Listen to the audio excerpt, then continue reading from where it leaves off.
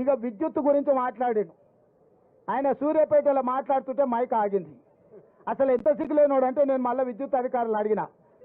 విద్యుత్ అధికారులు చెప్పాను, సార్ ఆయన ఉన్న ఏరియాలు కదా సూర్యాపేట టౌన్లో ఏ సబ్ స్టేషన్లో కూడా 30 సెకండ్లు కూడా కరెంటు పోలేదని అధికారిక లెక్కలు చెప్పినాయి.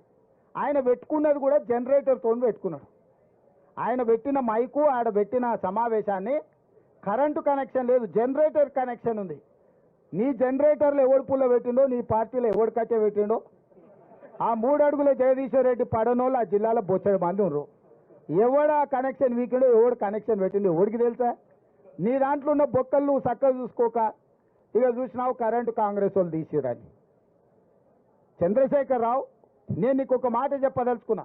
10 ఏళ్ళు మేము ప్రతిపక్షంలో ఉన్నాం. ఏ ఒక్క రోజైనా రైతుల విషయంలో కానీ, విద్యార్థుల విషయంలో కానీ, నిరుద్యోగుల విషయంలో కానీ మేము ఏదైనా కార్యాచరణ తీసుకుంటే మమ్మల్ని ఇళ్లలో నుంచి బయటకన్నా వెళ్ళనిచ్చినవా? పోలీసు నిర్బంధాల మధ్యలో, పహారాల మధ్యలో, లాఠీ చార్జీల మధ్యలో ప్రతిపక్షాల గొంతు నొక్కి ఇంట్లో నుంచి బయటకు వెళ్ళక ముందే మమ్మల్ని గొర్రెలు ఇసుకపోయినట్టు ఇసుకపోయి పోలీస్ స్టేషన్లో వేసినావు కదా, అప్పుడే మర్చిపోయినావా? మేము ప్రజాస్వామ్యాన్ని నమ్ముతాం, విశ్వసిస్తాం కాబట్టి నీ పర్యటనకు మొత్తానికి ప్రభుత్వమే ఏర్పాట్లు చేసింది. నీ పార్టీ కార్యకర్తలు ఎవడు ఏర్పాట్లు చేయలే. కంప్లీట్గా నీకు రక్షణ కల్పించి ప్రధాన ప్రతిపక్ష నాయకుడికి ఎక్కడికైనా వెళ్ళని, ప్రజల్ని కలవని, ప్రజా సమస్యల మీద మొదటిసారి బయటకు వచ్చిండు. కనీసం ఇట్లనే ఆయన పాపాలు అడుక్కుంటాడేమో అని చెప్పి అన్ని ఏర్పాట్లు మా మంత్రివర్గం ఏర్పాటు చేసింది. ప్రతి క్షణం నేను ఎక్కడ కూడా ప్రతిపక్ష నాయకుడికి ఇబ్బంది కలగొద్దని మా పోలీస్ అధికారులకు సూచనలు చేసుకుంటే ఆయన పర్యటన అంతా జరగనిచ్చిన.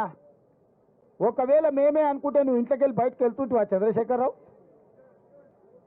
మొట్టమొదట నువ్వు ప్రజల దగ్గరికి వెళ్ళడానికి, కలవడానికి, ప్రతిపక్ష నాయకుడిగా నీ బాధ్యత నెరవేర్చడానికి అన్ని రకాలుగా సహకరించినందుకు మా ప్రభుత్వానికి కృతజ్ఞత చెప్పాలి. రెండవది, నీ పాపాలు కడుక్కోవడానికి ప్రజల దగ్గరికి వెళ్ళినావు. నీ పార్టీ ఖాతాలో 1500 కోట్ల రూపాయల దోపిడీ సొమ్ముంది. దోసుకున్న వాళ్ళు ఎలక్షన్ బాండ్లు ఇచ్చారు, 1500 కోట్ల రూపాయలు నీ ఖాతాలనే ఉన్నాయి. ఆ పాపం సొమ్ము ఒక 100 కోట్లు ప్రజలకు వంచిపెట్టినుంటే ఆ నష్టపోయిన రైతులకు అంతో ఇంతో 100 కోట్ల ఆర్థిక సాయం నీ పార్టీ ఖాతా నుంచి ఇచ్చినుంటే నిజంగానే ఈ రైతుల పట్ల నీకు సానుభూతి ఉంది, నిజంగానే రైతులు పంట నష్టపోయారు, దీన్ని ఏమన్నా సరిదిద్దాలని నీ ఆలోచన ఉన్నదని ప్రజలు అనుకునేటోళ్ళు.